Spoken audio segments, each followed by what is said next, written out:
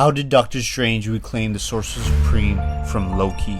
As he scales a mountain to find a house, but it is the house of Robert Reynolds. And he's not too happy seeing Steven, as he is happy for what he did to him and fixing him, but he does not want him there. But Steven reminds him that this is all an illusion, that he is not crazy, but more importantly, he needs the other guy.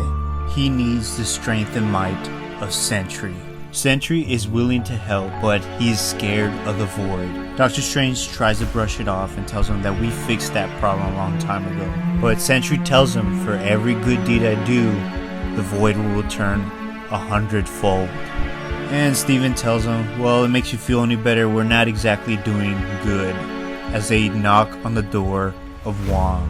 As they meet and greet each other, Wong tells him, this is the worst idea you've had in a long time, as Steven must go to Asgard.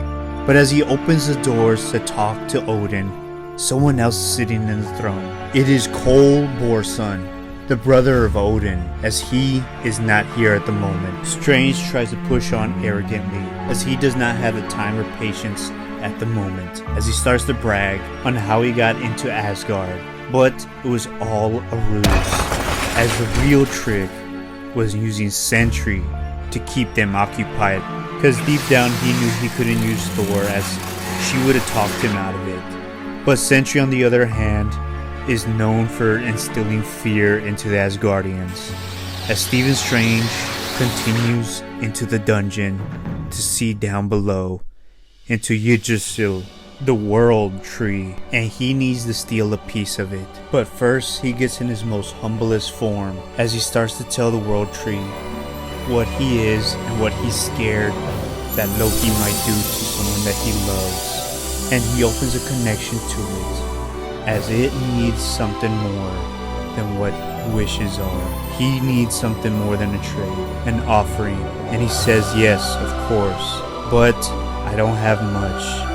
But I can offer a very good boy, as this is the only thing I have left. And the world tree accepts it, and it is a worthy offering. As he feels the change, he has never felt something like this before. There is so much more magic than being a sorcerer. At this point, he is the god of magic. Now it's time for him to get his place back, along with his cloak, as he hits a rock to strike into the Sanctum Sanctorum to get the attention of Loki. As Loki comes out begrudgingly, saying to him, are you serious? And Strange wants to know if Zelma is home. And he says, I've given you plenty of patience, and I am on the edge right now. So one last time, do not do this. As he asks him the question again, and he says no. So this is the hill you will die on.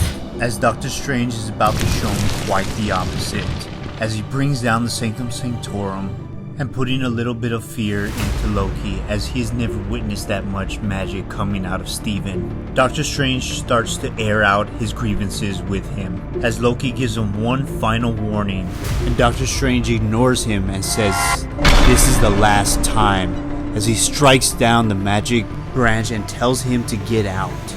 As Loki tries to warn him, you have no idea what type of magic you're dealing with, as Doctor Strange removes the ground from below him. And since he thinks that this is all a game, he will make him play it.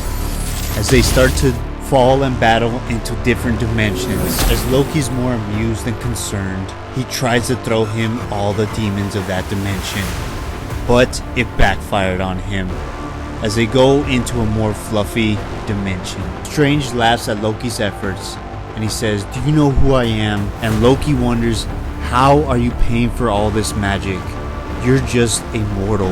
Earlier in the Himalayan mountains, we see Wong and Sentry start a spell that will transfer their strength to Steven. Sentry confidently says, I'll be taking a nap through this. As this was too long, I will make a part 2.